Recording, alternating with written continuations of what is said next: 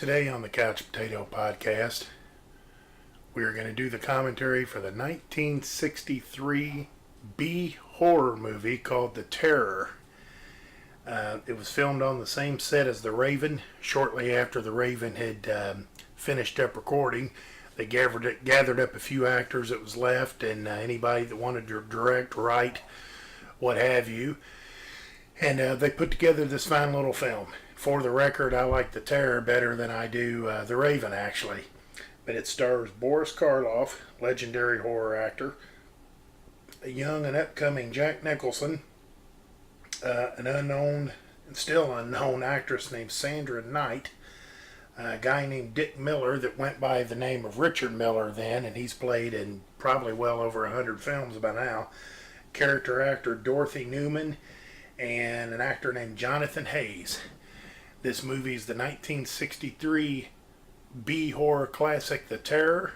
I'm your host, Mike Roby, and this is the Couch Potato Podcast. Okay, I'm in the studio this evening to do the commentary on 1963's The Terror, starring Boris Karloff, Jack Nicholson, Sandra Knight, and three others who we'll get to here shortly. I want to get the movie started. It's a little over an hour, about an hour and 20 minutes maybe. And I always recommend that you put your subtitles on if you have them, and turn your volume down low, or turn it off, in fact, to listen to our commentary. In this case, it's just me. And I have the sound up a little bit because this is a public domain film, and I won't get in trouble for rebroadcasting it. So, you should follow along with me. And I've got mine set at 00, and you should have yours set, and you should start it now. Okay, and there's the thunder and the castle, and this starts out with Boris Karloff spending about 5 minutes going through the castle here. They do a lot of killing of time while they're going through your credits. So you're going to watch him in that nice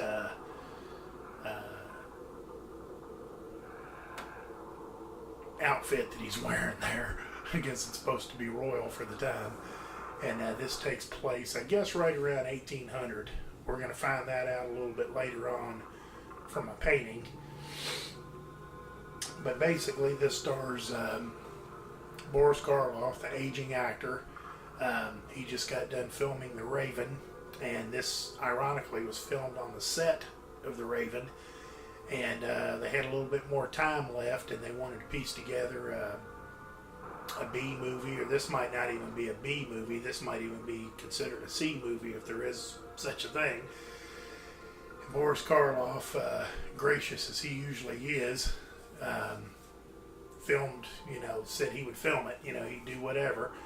And I'm sure he didn't do it for charity. I'm sure he got paid for it, but not a whole lot. And they wanted to get, rumor has it that they wanted to get an aging legend who probably won't be in too many more films, Boris Karloff, in with a up-and-coming star that nobody really knows of, but they kind of had a feeling that he would be someday. And that, of course, is Jack Nicholson.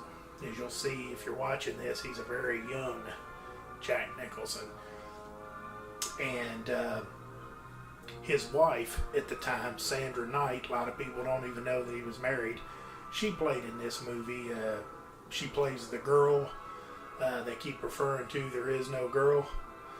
And Jonathan Hayes, along with Dorothy Neuman and Richard Miller. You probably know him more as Dick Miller now. That's what he goes by. They also starred in it. So there was 6 people total. And when we get to Dorothy Neuman, I'll tell you a little bit more about her.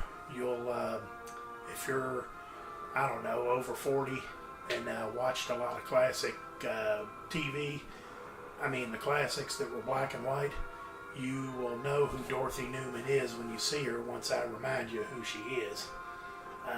And Jonathan Hayes, I don't really know much about him other than he plays in this one, and he kind of plays a minor role, but there's only 6 people in it, so probably really cheaply done.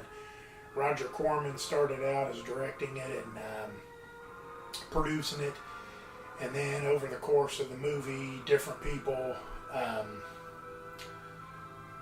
Francis Ford Coppola, I think, came in and took a shot at it for a week, 2 weeks, whatever it took. And in the end, Jack Nicholson, who probably knew nothing about directing, he even directed the last day's worth of shooting, because everybody just had these projects they had to do that was really something. They didn't have a lot of time to spend on it, so everybody kind of gave what they could. And Jack Nicholson, very well, this could be his directing debut. Although if I was Jack, I don't know if I'd ever watch this movie again. And air conditioner just came on in the studio here, so hopefully that's not making too much of a disturbance over the microphones. But we're finally getting somewhere. Jack Nicholson is on his horse, obviously lost. It's kind of ironic that his compass didn't even work. He took a look at his compass and it's not working, and he's kind of threw it down. And now it looks like he's delirious from the sun, I guess is what they're trying to tell us. And he just fell off his horse. He's on the beach there, water's running up on him, and Dick Miller's character, Stefan, just kind of happened to be standing at the top of the mountain top, kind of watching this. So he's already aware of Andre, as we will later know his name as Andre Duvalier. That's Jack Nicholson. Boris Karloff is the Baron von Lepp. Dick Miller is Stefan. And there's a good picture of Sandra Knight. She was beautiful. You can tell for the time. This is 1963. Jack Nicholson don't look too bad himself. He's got some hair. He don't really look crazy yet. So they probably got a good match there going. But she's beautiful. And she would be referred to as the girl. And she just happened to be standing there in this little cave where this water is at. And Andre kind of wants some drinking water, kind of wants to know where he's at, probably where he can go to get back on course to meet up with his military group. And he's asking this girl these questions, and she just kind of walks out and takes off walking. He's following her, of course.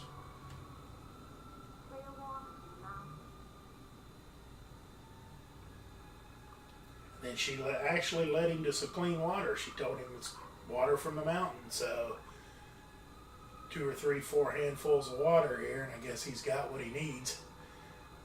Thank you. And his great acting. Thank you. And she's gone. And that will be that'll be something you'll see throughout this movie is him talking to her, turning her head, and then she's gone, and then he keeps chasing after her. I'd like a word with you. You never said goodbye. He says, I'd like to have a word with you. You never said goodbye to me. In fact, you never said hello.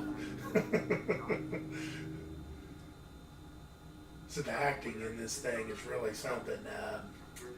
Boris Karloff, probably Sandra Knight.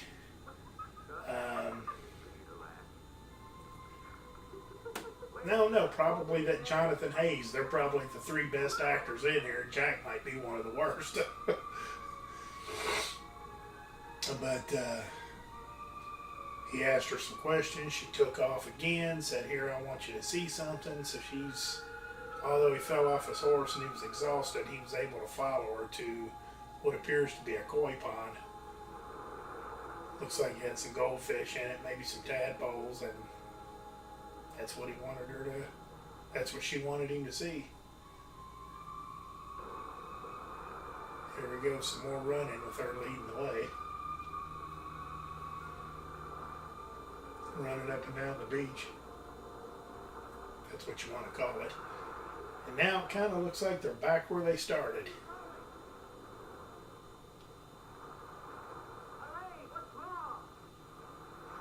And she identified herself to him earlier as Elaine. She said, my name is Elaine. So he knows her as Elaine, and everybody else kind of knows her as the girl, as in there is no girl.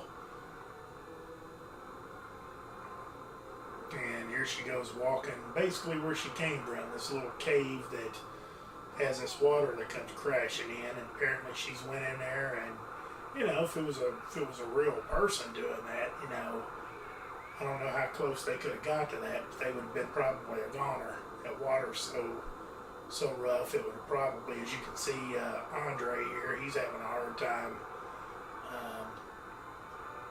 keeping himself straight, you know, from the waves, and now he's got a bird that's come down, and for whatever reason, it's after him.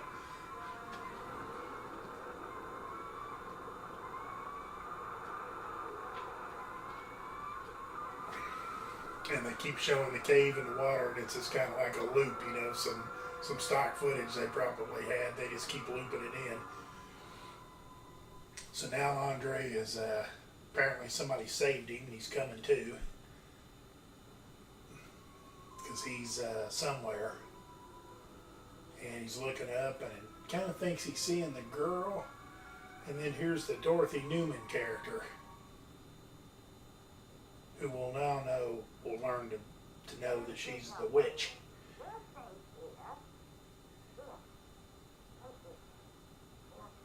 And she's telling him, here, take this for your strength. And he already knows, and she referred to the place as a forest.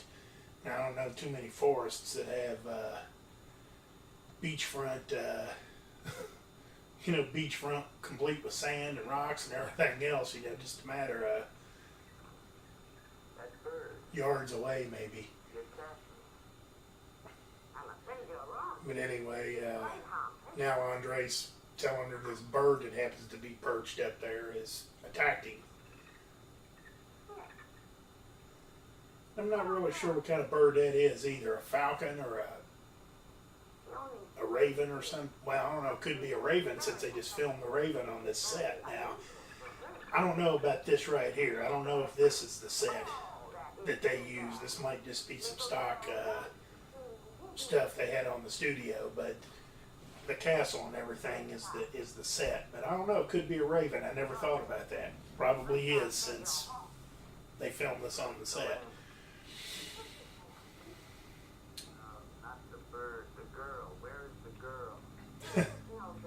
Now Andre wants to know the girl. Where's the girl? And she's like, what, the bird? He's like, no, not the bird, the girl. And she's going to say what is repeated several times in this movie. There is no girl. And there's Jonathan Hayes, who plays Gustav, and I'm not real sure what his deal is. I don't know if the witch is taking his vocal cords or what, but he seems to know what's going on. He's trying to tell Andre that she's a witch. And he talks later on, but he don't really talk. It's more of a whisper that he's really trying to push out. So the witch has obviously done something to him. Don't quite have him under her power, because he tries to warn everybody, but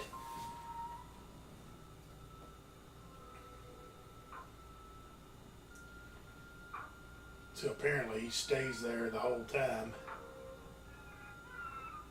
And now it's nighttime, he's sleeping, he wakes up and sees the bird, I guess we'll call it a raven from here on out, sees the raven swallowing a mouse hole, which I don't think there's anything really odd about that.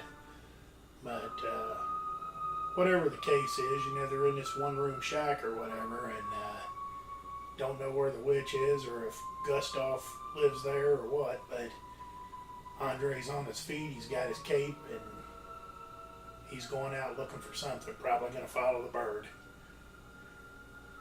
And now all of a sudden there's the girl in the middle of the night, in the middle of the wooded area. I was afraid you'd drown. And he tells her he's afraid that she might have drowned. And Her hair looks good. It looks the same. She's wearing the same outfit. She looks really good. So you are real. I started to think. He's talking to her, but she's not saying nothing. He was getting ready to say, I was beginning to think you were a ghost or something, Who are and you? she kind of hugs him.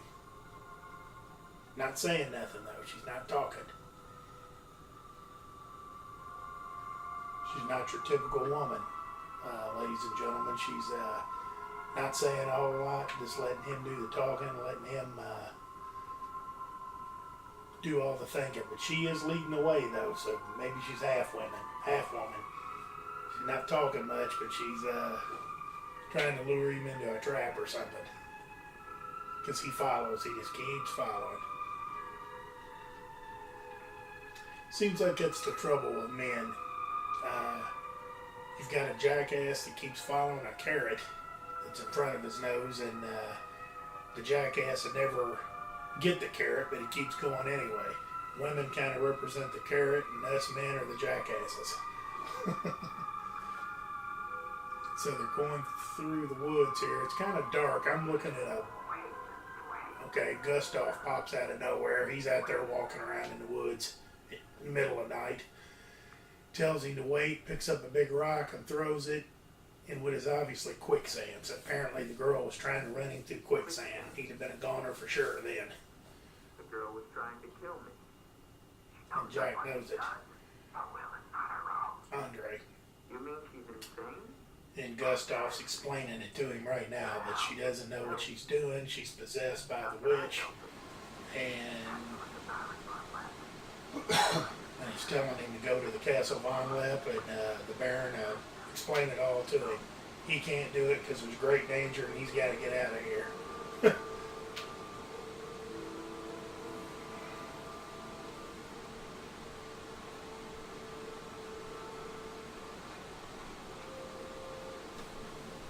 So wherever the witch went, she's back, and he's taking some charcoal or something, and he's drew a picture of the girl.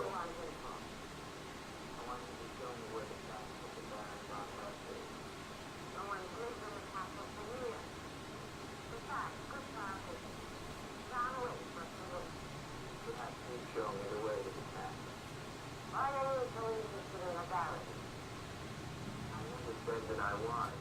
But the girl that I followed last night and spoke to, I believe that she lives there. There is no girl. That is nonsense.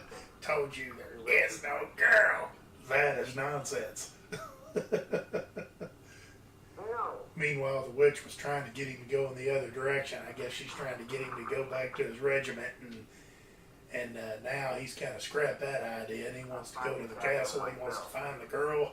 No, wait. Now he's kind of called the witch's bluff. Now he said he's going without Gustav. He'll find it on his own.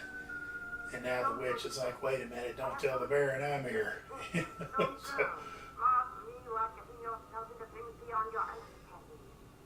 So 16 minutes and 30 seconds into this movie, we are having a blast here. This is really intense, right?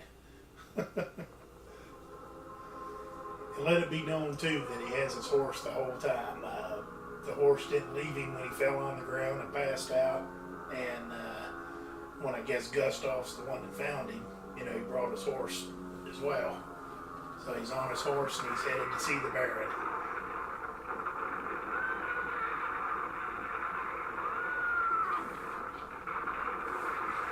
Or the Baron, the castle, whatever he can find.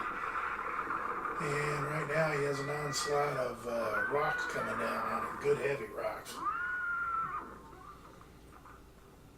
And we never did know what that is, if that was Stefan's character did that, if it's something the witch did, or if it's just a coincidence. But we'll find out that nobody wants him there. The witch don't want him there. The Baron really don't want him there. Stefan don't want him there. The girl's a ghost, and I don't think that really matters. Gustav might be the best character in this thing as far as his righteousness and his willing to try to help.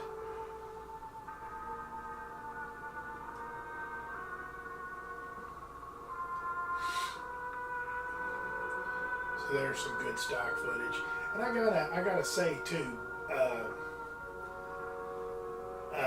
I'm watching this on a DVD. When DVDs first come out, I mean when they first developed these things, and they weren't sure that it was going to work. Typically, they put real crappy, low-budget, shitty movies like this one on DVD, and they came in these little plastic trays that slid in and out of a cardboard sleeve, and usually the artwork was actually surprisingly good. You get more artwork on these things and better artwork than you do on the sleeves that they put them in later. And then I've even got some from the very beginning that they were solid plastic, almost like a compact disc plastic like that opened up. They were DVDs and they were bigger, you know, they were the same size as what we're used to. And the recordings usually weren't very good on this thing either. This recording on this version that I'm watching is very, very bad. So if you happen to be watching this, you're most likely watching a better version of it than I am, because this is really bad. It don't even have the subtitles. But anyway, here's the first time that we see Boris Karloff, you know, in the movie interacting with other actors. Jack just went to the door, knocked on the door, and used the threat of, in the name of the government of France, open this door. And the Baron don't really want him here, but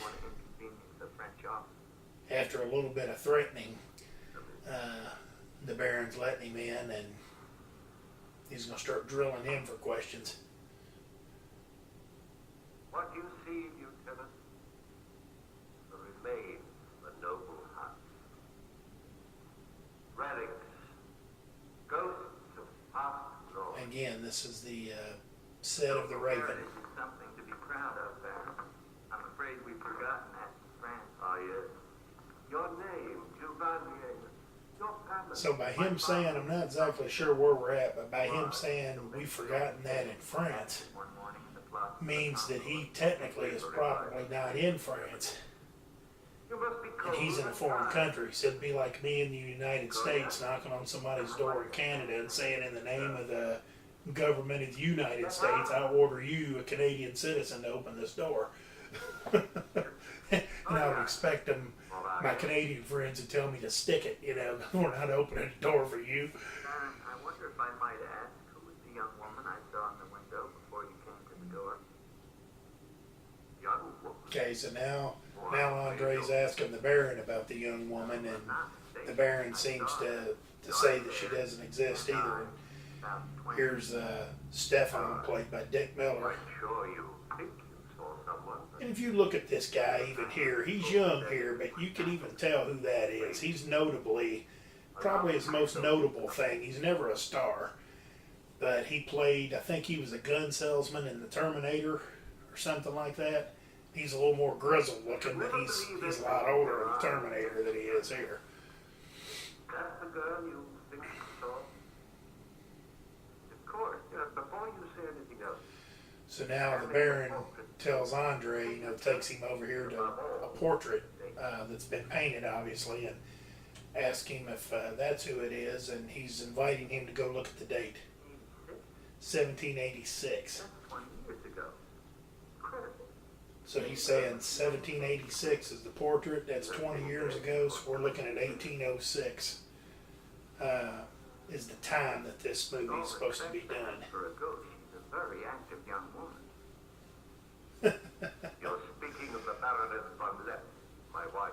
So the Baron's telling Andre that she's been dead for over 20 years, and the girl at the window, Lieutenant Duvalier. Andre makes a little joke about how she's pretty active for a ghost, and the Baron finally tells her that you're speaking of my wife, the Baroness.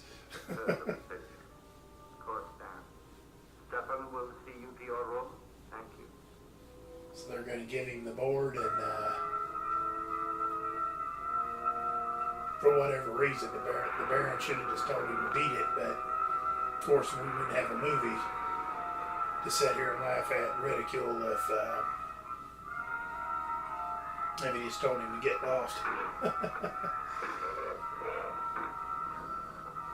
So for whatever's happening here, there's the girl walking through the cemetery. A little bit of thunder, maybe some rain, some lightning, and this horse that's Andre's horse is in the stable. Of course, he's kicking and raising all kinds of fuss, and now the stable door opens and there goes the horse. Horse is gone.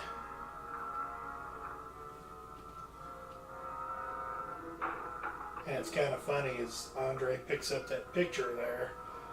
His picture that he drew with the girl doesn't actually look like her. You can kind of tell that it's her, but it doesn't look like her to a T.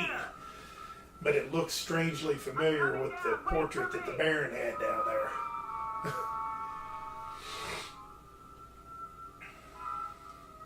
And so now, of course, Andre's seen her out there again, and she's walking into, I guess, what's called the crypt. So he's telling her to wait. She's not listening. Typical woman, not listening. And she, I better cut that out in case I got some women fans that are watching. But I don't mean anything by it, just bad jokes. But he's told her to wait, and naturally she's not going to listen to him and wait. You know, she's going to go on because that's part of what the MO is. And Andre can't get out his door because now all of a sudden it's locked from the outside, although there is no lock outside. And he's picked up this little pea shooter and he's getting ready to threaten whoever it is that's outside there. All right, unlock this door. You hear me? Unlock this door. I'm going to shoot through the door. Yeah, unlock this door. You hear me? Unlock this door. I'm going to shoot through the door. I wonder if Jack or Boris or any of these guys, if they were nominated for an Oscar or anything for this one.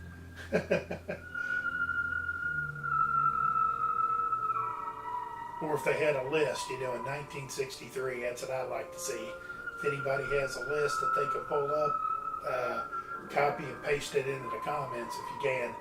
I would love to see a list of, like, say, the top 100 consideration for an Oscar nomination and see if anybody from this movie was on there.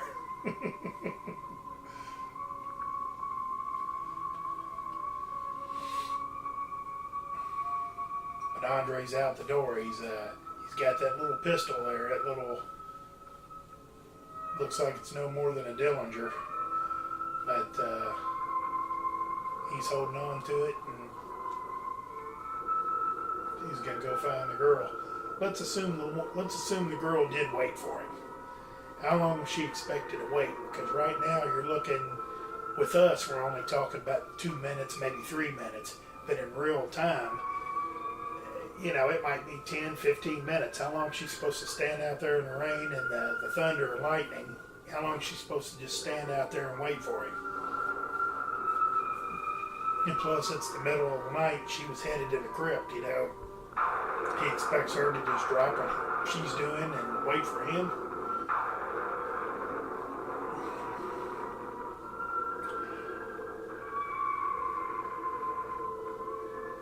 Okay, so Andre's in the crypt.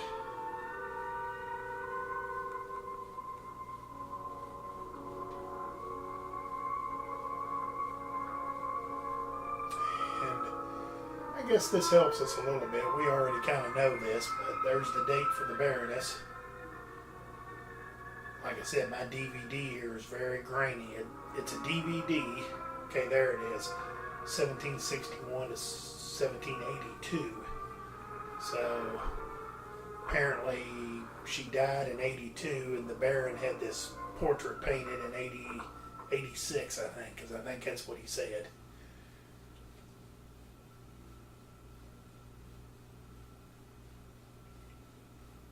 I love that shirt he's wearing. It's a puffy shirt like Jerry Seinfeld had in an episode of Seinfeld.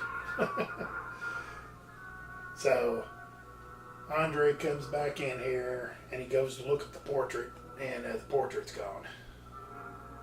So now I guess he's headed back upstairs to his room.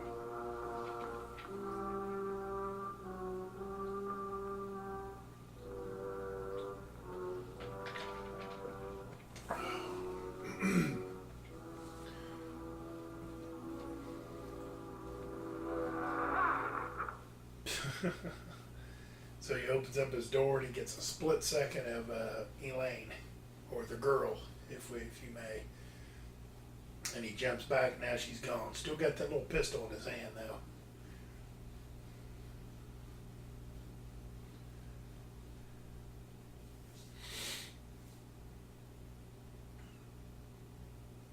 And this drawing of her over there is, he's looking at it. He's finding it. It's been, I don't know if it's torn up. It looks like it's just been, well, yeah, it has. It's been kind of ripped in half and crumpled up. And ironically, it's ripped in half right down the middle. And I guess if you wanted to make something out of it, you could say that the girl sometimes possesses real personality, and then sometimes she's possessed. So you could, if you wanted to make something of it, you could say it, ripping it in half like that represents half girl, half ghost or whatever.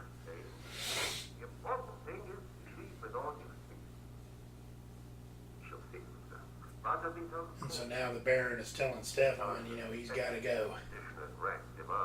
You know, don't rough him up or kill him or hurt him or anything like that, but see to it that he hits the dirt, you know, as soon as he can. And so now I guess it's the next morning, because it looked like the Baron might have been eating breakfast, and Andre's back to the crypt, snooping around.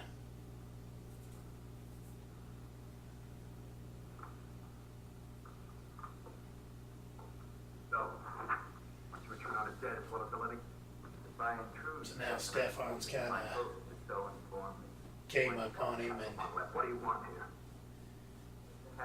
basically asked him, what do you want here? What do you want with the Baron? And now Andre's telling him, any questions to me will be addressed by the host, and you're the servant, not I, and I'll ask the questions. So now he's going to start asking Stefan questions, and he's going to answer them. And I don't understand why that is either. Stefan has the Baron's endorsement for him to go, so why don't he just tell Andre to go stick it? You know, I am going to ask the questions and pull a gun on him or something. I don't know. There again, we got no movie if we're only 31 minutes into it. You know, the movie's over if he pulls a gun on him, tells him to get out of here. So. Come with me to the stable, Stefan. I wish to attend to my horse. Wait a minute. That's what I came to tell you. The horse is gone. I apologize if you hear me drinking my tea here. Why? No, sir, I'm not lying. Where I'm at, allergies are high right now, and actually, if you're native to this area, you don't escape without some kind of allergy. So I've got them. So I have to drink something now and then, so my voice doesn't sound too gravelly. And so now, Andre just mentioned that is the reason that all this is going down and they want him out of here, is he don't want to find out about Eric. And Stefan just turned around and said Eric, so that lets Andre know that at least there is an Eric. He don't know who he is yet, but at least there's an Eric. And I can't remember where Eric was mentioned in this. If the witch mentioned Eric, or if the girl mentioned Eric, or maybe even Gustav did. My horse is gone. Your horse is gone? Yes, I believe it was stolen there. Oh, impossible. Stable door, perhaps. So now Andre's telling the Baron that is with a feisty attitude. He's telling him his horse has been stolen, and the Baron's like, "Oh, impossible." I don't mean to be abrupt, but I will have answers. And there again, you know, he's getting testy with him, and the Baron says, "I dare you take that tone of me." And this French soldier from a foreign army is coming in here to this guy's house and telling him, "You're going to give me the answers I want." And the girl in the chapel last night. So you admit there's a girl? Ilsa, is that her name? Answer me, Baron. Please, leave me in peace. Please leave me in peace. I will come back with a company of my men, and I will tear this place down around your ears until I find her. Is that clear? Now, if he came back with a company of his men and tore that place down to the ground, would that be a declaration of war by France to wherever they're at? I'm thinking maybe German. Maybe they're in Germany or something, since he's the Baron von Lepp. Would he be able to do that? My people lived well. My wife and child some years before, and I was lonely. Now, the Baron said Ilsa. So he knows her as Ilsa, the peasant girl. She told Andre her name was Elaine, and everybody kind of seems to refer to her as the girl. She became the Baroness von Lepp. Almost immediately after The Baron's telling the story of how he met her and how he married her, and he got called off to military service because of a Napoleon rebellion. No one knew of my coming. She was not alone. She laughed. So now he's saying that he went off for service, and when he was done, he come home and nobody knew that he was coming. And he walked in on his wife and someone else. Later I gave out a story that she had died. And he's saying that he killed his wife, and Stefan took care of the other. 20 years I've not set foot beyond the walls. I've lived here alone. Never lived a dreadful thing I did that night. Man, that guy's a good actor. That's my Baron. I think he had $500,000 acting roles under his belt at this point, but Come back to relieve you of your penance? he's telling you that he hadn't stepped foot out of that house in over 20 years, and he basically lives in torment the whole time. And boy, he really sells it pretty well. One more question, Baron. Has anyone else except yourself seen the spirit, Stefan, for instance? And so the Baron basically refers to it as a spirit. Right now, Baron, I'm not sure just what I think. But don't forget, you saw her too. Perhaps we're both there. Okay, so now we're done with that, and Gustav sees Ilsa or Elaine or the girl or the ghost or whatever standing down by the sea, or the beach or whatever, and Gustav is now running to her.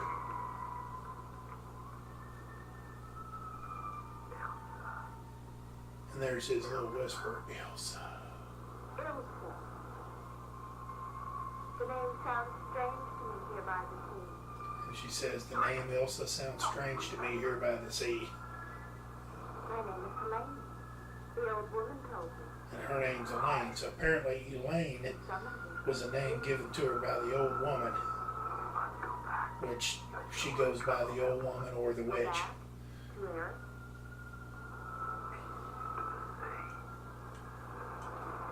Only when the sea enters the crypt. We shall rest there together, he and I beneath the sea. So now she's basically telling Gustav that I must obey the old woman. the old woman is telling her to get the Baron to go to the crypt and open it up and let the crypt flood, and then they will both be, Andre? they'll both be, I guess, together again. I guess that's the con One called to get the Baron to do it, Warned you, Gustav. kill the Baron. Do not interfere, And now she's saying the old woman tells Gustav to butt out and but no more. don't be a part of it, and in essence, mind your own business. So I'm wondering what the old woman's what her end game is. So now we got Dick Miller. Now that he knows about the old woman, Stefan knows about the old woman from Andre. Now he's went to this little shack out in the middle of the woods or the forest or whatever. Now he's watching what's going on inside.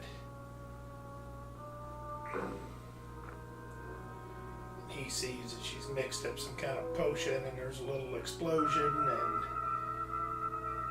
she's got this nice little light here, a lamp or something that's got all these different colors. And now all of a sudden the woman appears sitting in the chair. Oh, powers of darkness. The spirit of Ilsa seeks. And she's talking about powers of darkness and the spirit of Ilsa. And I can't really make out what the rest of this bull she's saying, but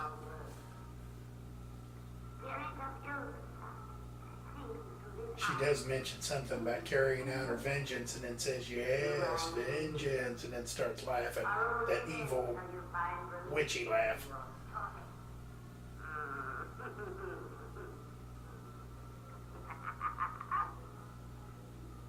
You are becoming stronger now. Quite strong. Soon you shall have the strength to carry out my vengeance. And the dark powers will take you. And there's a little bit of a Chinese movie effect here. You know, she's saying one thing, but the audio's saying another. So now I guess she's turned into to the bird. Don't understand exactly what all she said here, but Stefan, that's watching outside closely, he's seen enough. Good afternoon. Who are you?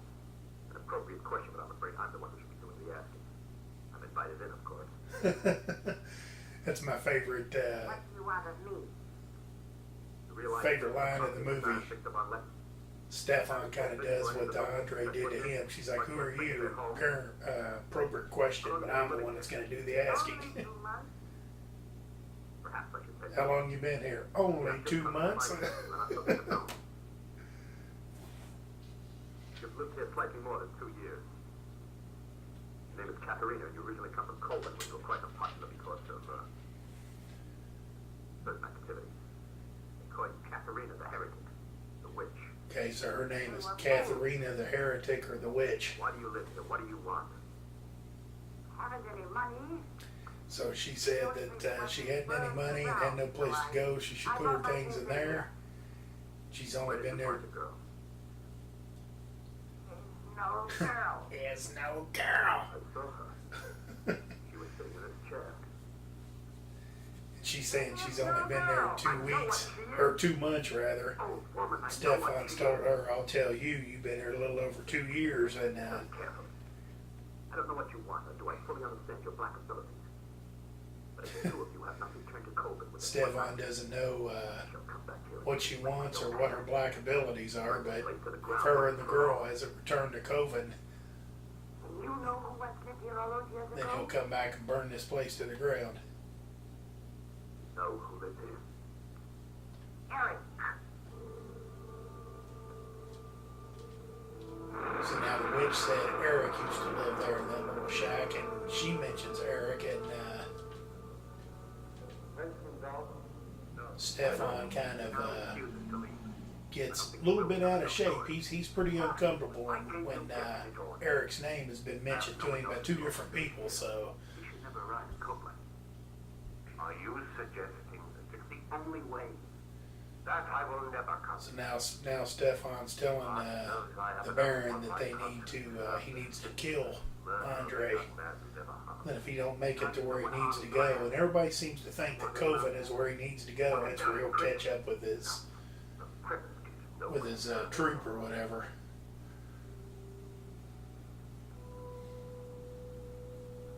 Baron's having no part of that. He don't want no more deaths or no more of that on his conscience. But it's funny how now we're on I think we're on day 2, possibly day 3. And Andre has been separated from his regiment. And the old woman and the Baron and Stefan seem to think that if he goes to Coven, which happens to be the hometown of Katerina the Heretic and the Witch, that his regiment would just be there waiting on him. You know, everybody seems to think that, so I don't know.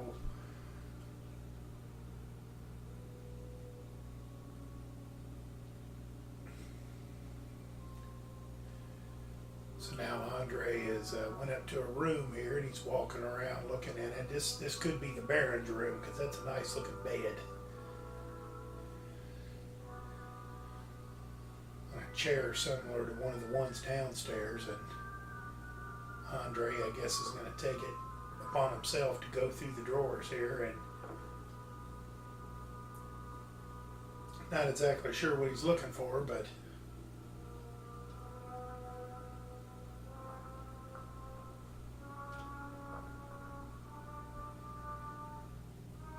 so here's a fancy looking box. Now you'd think that'd have been the first thing he would have opened up, because you'd have seen that first. And it looks like dueling pistols, maybe. One of them's already got a bullet in it, it's loaded. It kind of looks like dueling pistols. It might just be one, but yeah, take that back. It might just be one gun. One gun and a bunch of fancy stuff in their cleaning kit, maybe, or something.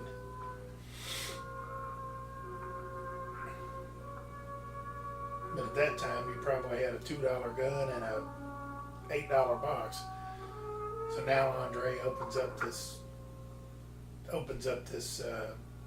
cabinet, and he sees the portrait in there that the Baron said that he had sent off for renovations because the mold was putting the dampness was putting the mold on the pigment. And so he told Andre that he sent it off for renovations, and Andre just found it in the cabinet. And he tried to get out, and the door locked. And now they're doing that locked-in trick again. So he's locked in from the outside, although the outside don't have a lock on it.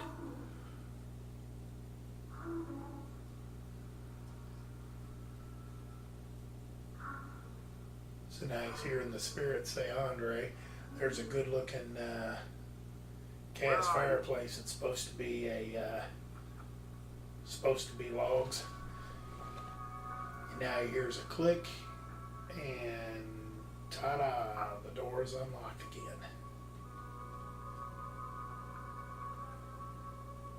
So who's doing that?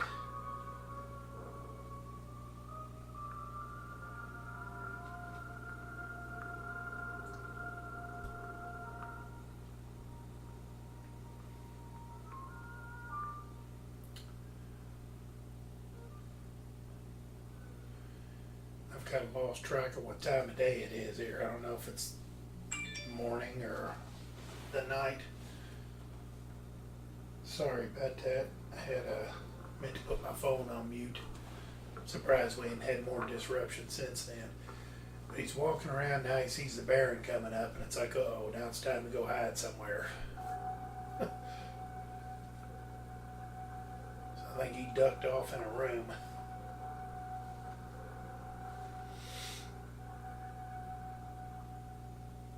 None of these doors, for some reason, are creaky.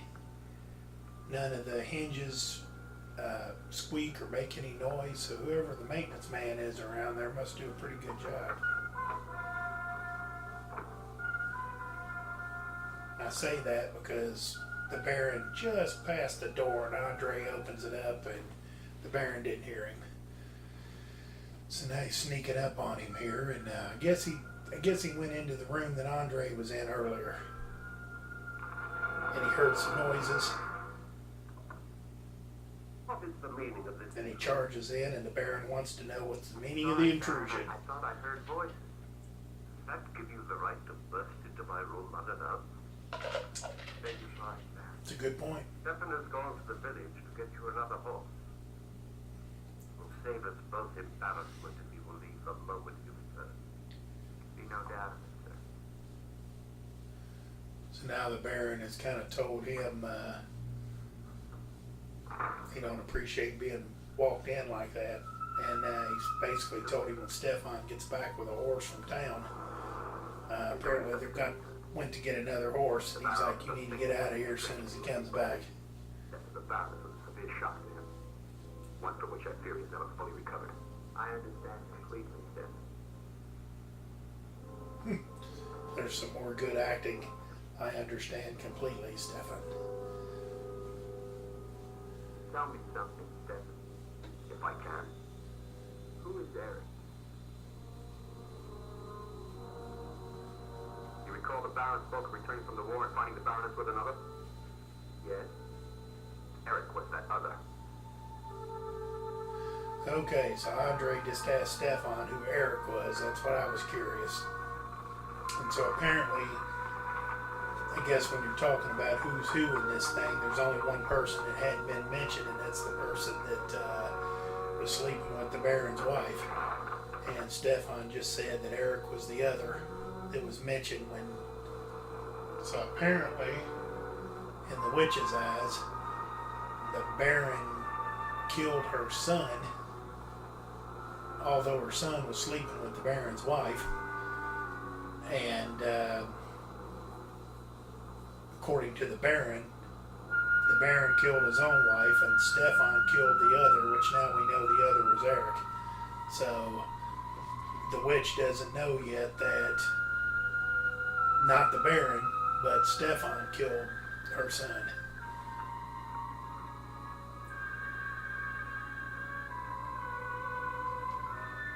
And then I guess depending upon if you think cheating on your husband's okay or not, I guess the spirit of Elaine or the spirit of Ilsa or whatever the hell they call her, she might be justified in trying to kill the Baron because the Baron did kill her.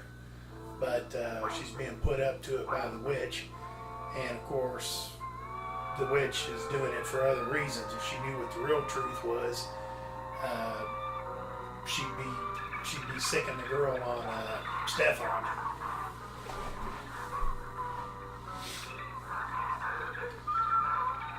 Okay, so now what we got is Gustav is at the top of the hill, or top side of a mountain or whatever, and he's funny because he's trying to tell, I done lost track of who it was, if it was Ilsa or if it was Andre. I think it was Andre. He's doing his whispering and saying, wait, so we can hear it as a viewer, but they couldn't possibly hear it from their view. And he's saying wait, but he's giving hand signals that basically is saying go away. You know how you push your hands forward, you're kind of saying go away, go away. Well, he's doing that, except he's saying wait. And so Gustav was warned by the girl here not long ago that the old woman says butt out of it or else, and he was trying to, I guess, give Andre some more information. So here comes the bird. The bird gouged his eyes out, and off the side of the mountain he goes. Oh man, and as luck would have it, who knows how many feet he fell off this thing? 100 feet? Hitting the mountain all the way, bouncing 2 or 3, 4 times till he hits the rock bottom. But somehow he survived. He survived enough to mention whatever he's mentioned here in his last words to Andre. Even if I had this thing all the way up, I still wouldn't be able to understand it. I'd have to have the subtitles because the audio on this version here that I got, this DVD looks like a VCR tape after it's been played 1,000 times. Man, it's very grainy, the audio's not real good on it. Okay, so now we're back to the crypt at night. And there's the spirit, here's Andre. So Andre's came back.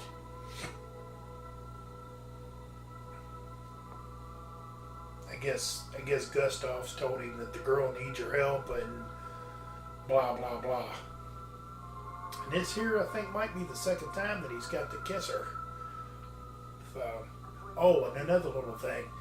Sandra Knight here, or Sandra Knight, I'm not sure how she went by. She was actually pregnant with her and Jack's first kid, I believe.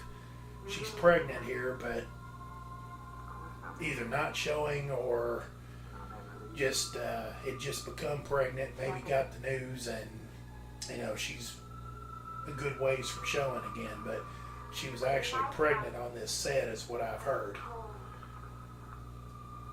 And they don't really show you enough shots where you can actually tell. I know she's showing a lot of cleavage there. I don't know if that's as a result of the pregnancy or what. Whoever chose the outfit here for her actually did right by the viewers and did right by Jack.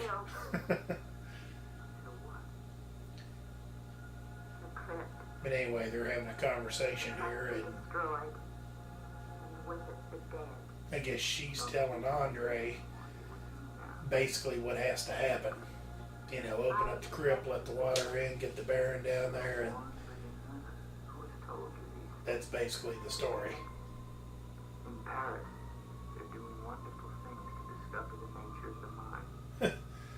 Basically, he's telling her in Paris they've done wonderful things with discovering the mind or whatever. So he's telling her she needs to see a psychiatrist, I guess. No. I'm afraid. Good night. Nothing to be afraid of. He wants her to go with him, and she's telling him she's afraid of the night.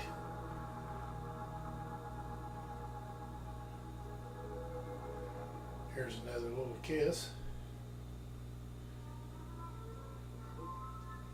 Love me.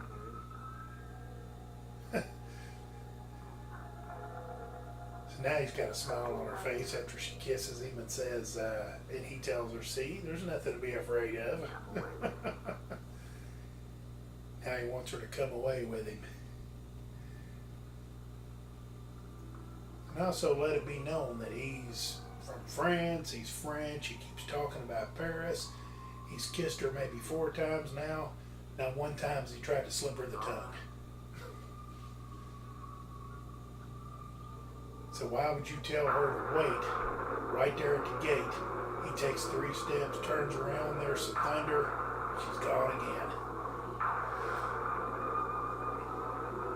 And I don't even know where he was going, but why couldn't she have went with him? So now, although he has no reason to go there, he's gone back to the castle.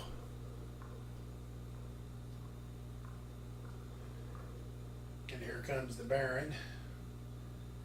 Looks very familiar. Looks a lot like the opening scene that we've seen. Except this time you're watching it from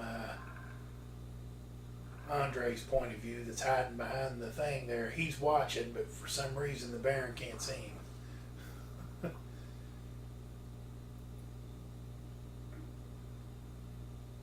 And we were at the 56 minutes and we'll call it 40 seconds.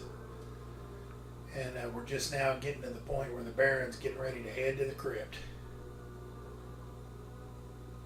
After a couple of trap doors and a couple of hidden entrances, I should say. The Baron is now inside the part that enters the crypt from inside the castle. And just like the opening credits, it's going to take a few minutes for him to get there and for Andre to catch up.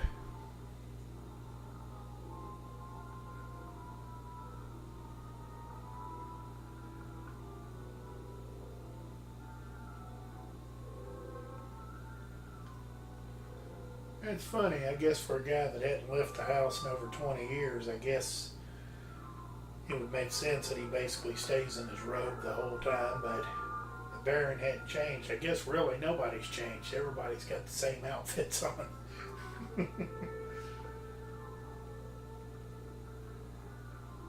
I guess from a production standpoint, I guess that saves money if you just got one wardrobe and you don't have to change it.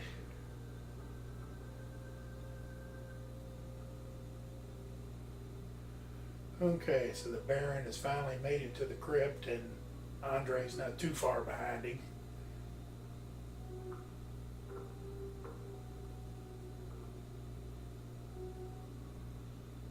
So here we are, 58 minutes and 15 seconds, and we're now to the crypt. You are not alone. I am here with you. Soon I will join you in eternal sleep.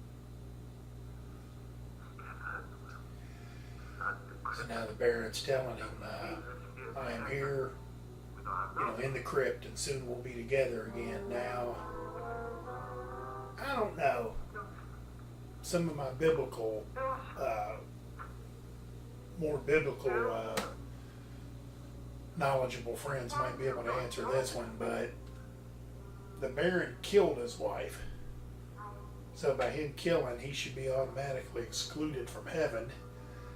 And I don't know about her. She slept on her husband, so I don't know where that lands in the scheme of things, but I would definitely say that killing somebody would exclude you from going to heaven. So by him saying we'll be together again, I don't know about that. In my opinion, together again might be hell. For her cheating on her husband and him killing her. Maybe they're both together in hell. We'll be together again.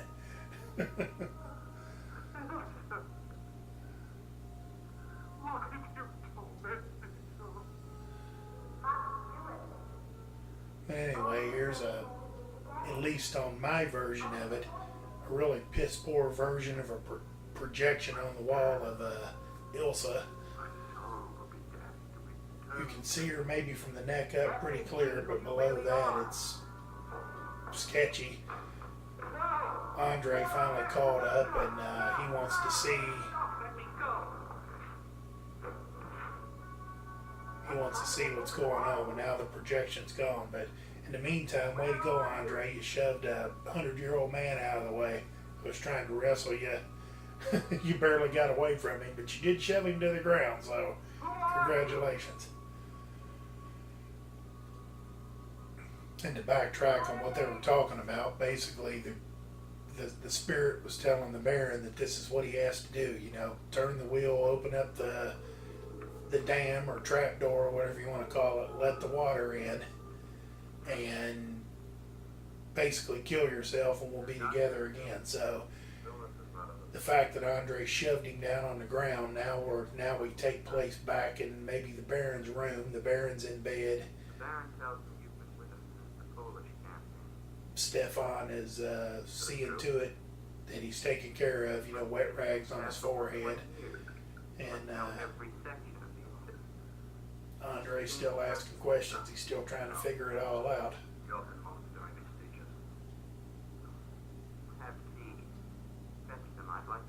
And this isn't a 1,000-piece puzzle where all the pieces are real small. This is more like a 50-piece puzzle where all the pieces are big. So it don't take much to figure out what's going on here and what's going on and what's going to happen. But for whatever reason, Andre's still trying to figure it out. So him and Stefan leaves the Baron in the room, and now they're going to the crypt from the outside. And apparently Stefan has a key to open it up.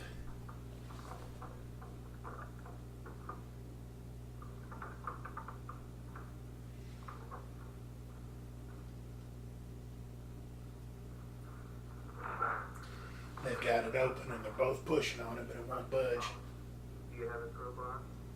Just come.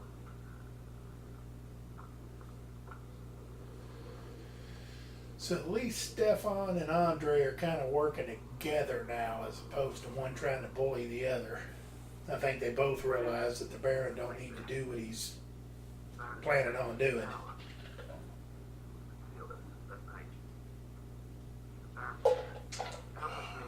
That's about it at the tee. Now it's down to ice.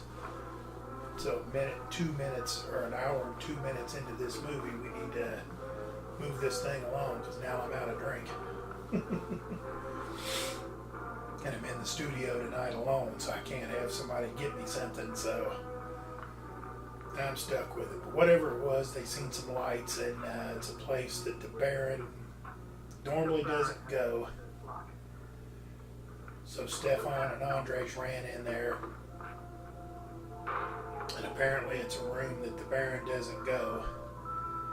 And Stefan put up a little resistance as Andre wanted to break into the door, but now they're both in, and they're looking, because there was a light coming from the outside. They could see it. That? Have a child? I don't know. I never thought you did. You spare me nothing. And so they've discovered a baby crib, and now the Baron snuck up on him for the third time, I think, in this movie. The Baron says, "You spare me nothing." And I guess that's his way of saying GD or SOB or UMFers or whatever. But the Baron now handed Stefan possibly the gun that was in that box, and told Stefan to see him to his horse, get him out of here, and if he resists, I guess shoot him.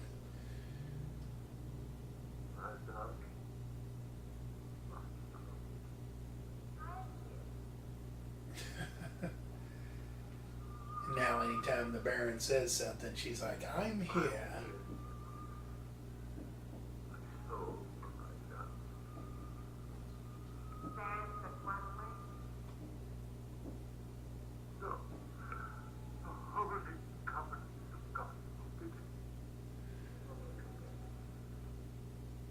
Now where I'm at, I don't mean to get away from the movie. It's Memorial Day weekend, and I'm actually doing this alone in the studio, but I either heard a series of gunshots or some fireworks. Kind of sounds like I'm in downtown Oakland or something.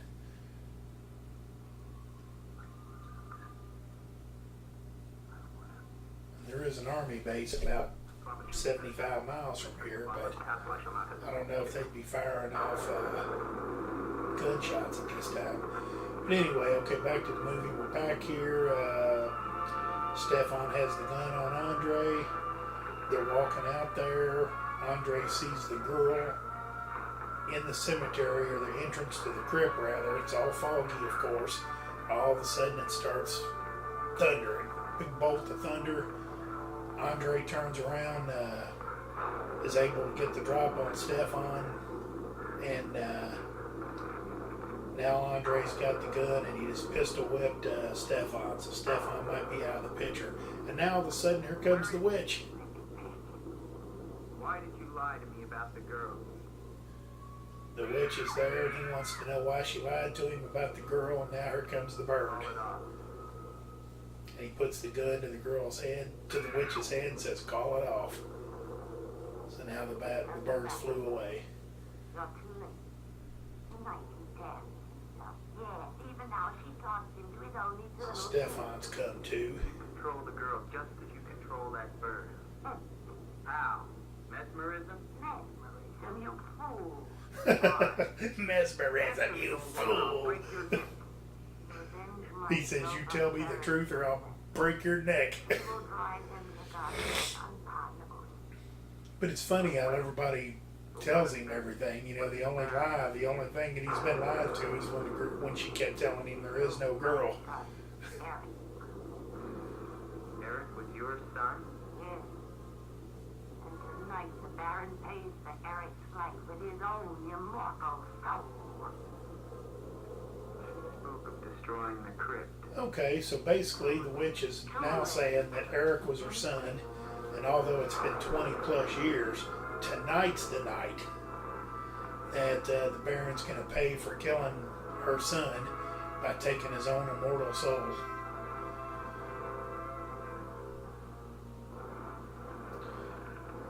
So,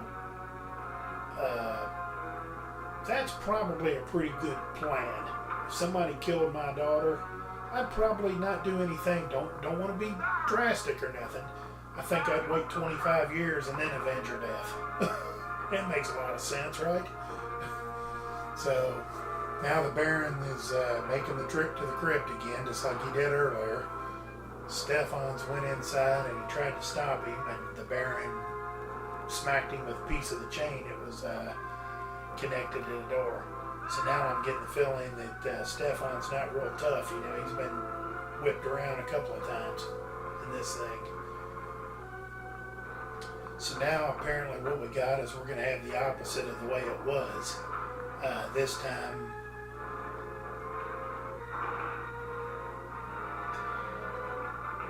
Where's the Baron? We must get to him. He's locked himself in the crypt. Eric is avenged. Eric avenged. She used the girl as a puppet to drive the Baron to suicide. But why? She thinks it was the Baron that killed her son. She never knew it was you. What do you mean? He killed my Eric. Her son? You murderer! so now Andre just got to spill the beans. He said he didn't know it was you, Stefan, that killed Eric. So now the witch wants to kill him. But It was not Eric who died, but the Baron. He killed the Baron. And Eric is still alive? Took the Baron's place for 20 years. No one has known. The Baron's place in mind as well as body. In his mind, he is the Baron von Less. so now Stefan is squaring up the story, throwing another wrench into it. He's saying that the Baron, during the struggle of everything, the Baron is the one that got killed, not Stefan. And so who we think is the Baron is actually Stefan. And he's taken his place as in mind and body. He thinks that he really thinks that he's the Baron, and actually it's Stefan. So the old witch here is the mother of who we think is the Baron, who's actually Eric, who probably has got, I don't know, 20 years on the old woman. So the old woman is the mother of the guy that appears to be about 20, 25 years older than her. You keep on here. I'll try and get in through the chapel. So now we got the opposite of what we had earlier. Andre's going to try to get in through the crypt from the outside, where they were trying to get into earlier. And Stefan has an axe, and he's going to try to get in from the other side. I may need you. And so now the witch just kind of disappeared and was hiding behind a tree. I have made my pact with another. I don't know what she said there, but whatever it was, it sounded good. Andre wants her to go to the crypt. He's like, I may need you. And she starts screaming something, and she broke loose, and now the lightning struck her, and she's in flames.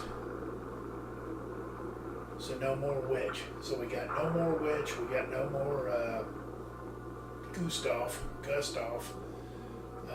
The spirit is the spirit, so she's not really alive anyway. So we got Andre, the Baron, who now we know is Eric, and Stefan. Stefan's trying to get in, as you can see right now. He's trying to get in from inside the castle, and Andre's trying to get in from the crypt side of it, entering from the outside. And the Baron, who is now Eric, but we'll continue to call him the Baron, he's now inside. And the voices of the spirits are now going to make another attempt to try to get him to do this, to go through with this. So there happened to be a pry bar there. Not too big, not too small, but just perfect to pry this casket open.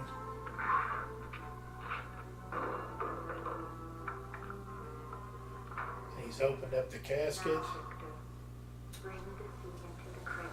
and that appears to be a silk covering that she's in. Okay, now Stefan is almost in. Yeah, he's gotten in. Still got a little ways to go before he gets to the Baron, but he's gotten in. And the spirit has instructed the Baron to open up the crypt or whatever and get the water going,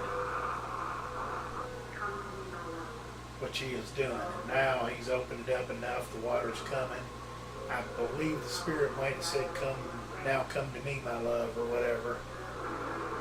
And he opens up the silk thing, and she's not really as pretty as she has been, and the Baron can't believe it.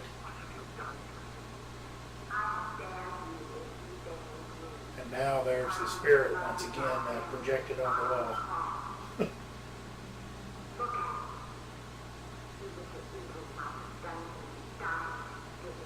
Now she's basically giving him the business because he's got the water going, so there's no turning back now. Now she's kind of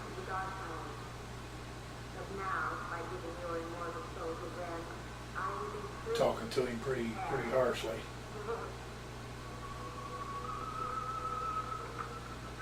And so now he's trying to, he was going to try to close it, but now the spirit is wrestling with him. This might be the first time in the movie that he's actually seen her, been able to touch her. Up until this point, it's just been kind of a projection on the wall and voices. But that water's coming in pretty good now. Now it's reached the crypt. As you've seen it pour in and hit him. Okay, now Jack has finally pried, Andre's finally pried the door open from the crypt side, and looks like might be too late. The water's poured in there. It's almost up to their necks, as the Baron is still wrestling with the spirit, or Ilsa, or whoever.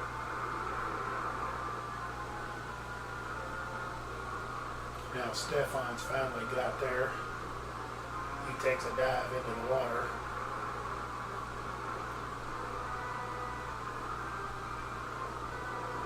Now it's a 3-person wrestling match.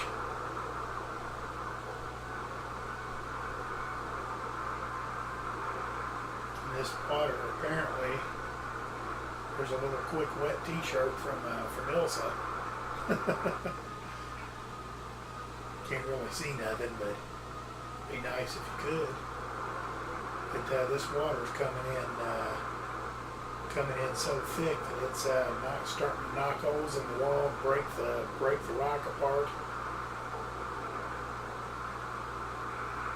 I think Andre's finally got in there.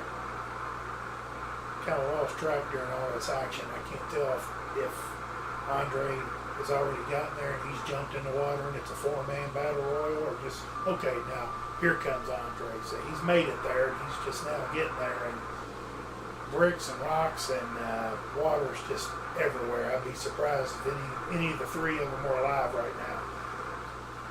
But Andre jumps in anyway. He's after the girl, so he's got the girl.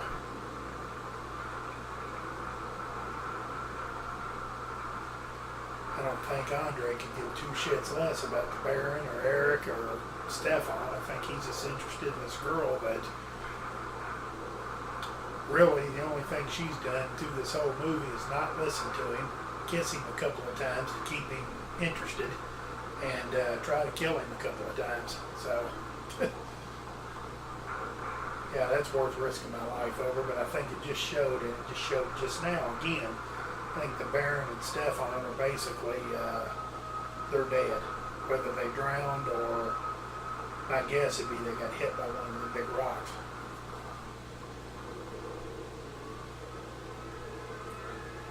So basically, Andre took her out the way he came in, which is through the crypt. Now, that'd be interesting how he got her out that little area, but he did. Now he's got her up against a tree, and now he's saying, "You're safe now."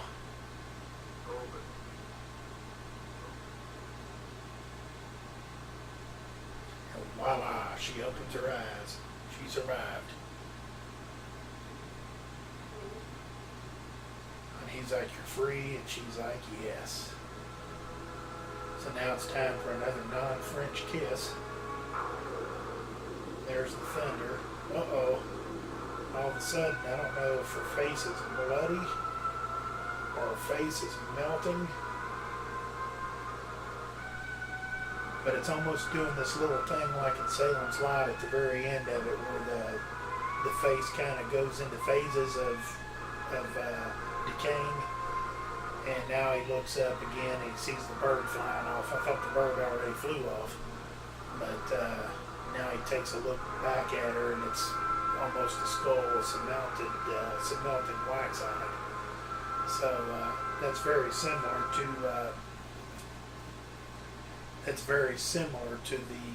the scene in The Shining where Jack kisses the girl and then all of a sudden he backs up, and he sees that she's not what she appeared to be. And really he was kissing a ghost or something like that. So, well, that's the end of The Terror, 1963, and I will call this a B movie. For the record, I like this one better than I do The Raven, and probably wouldn't admit this too many people too many times, because this is really not a very good movie. But I think for the movie, the money they spent on it, I think it's okay. It couldn't have ran more than a couple of $1,000 maybe to make it. I wouldn't think. And I doubt it very seriously if Jack even considers this a movie that he did. I'm assuming if Jack had to put a resume together and give the movies that he was in, even before Cuckoo's Nest and The Shining, I don't know. I don't know if he put this down as a reference or not. But one thing I can say, he had a nice looking wife, and he did get the opportunity to perform with Boris Karloff, which is, if there's a Hall of Fame for actors and actresses, he's certainly in it, especially from a horror point of view. So that was The Terror with Jack Nicholson, Boris Karloff, Sandra Knight, Jonathan Hayes, and Dorothy, can't remember her last name. But that was The Terror, and this is the Couch Potato Podcast. And we hope that you subscribe to our channel on YouTube. Look us up on Facebook. We have a Facebook page, The Couch Potato. And soon we will start doing a live video feed of me only, when I do these podcasts with guests. So please subscribe. This is the Couch Potato Podcast.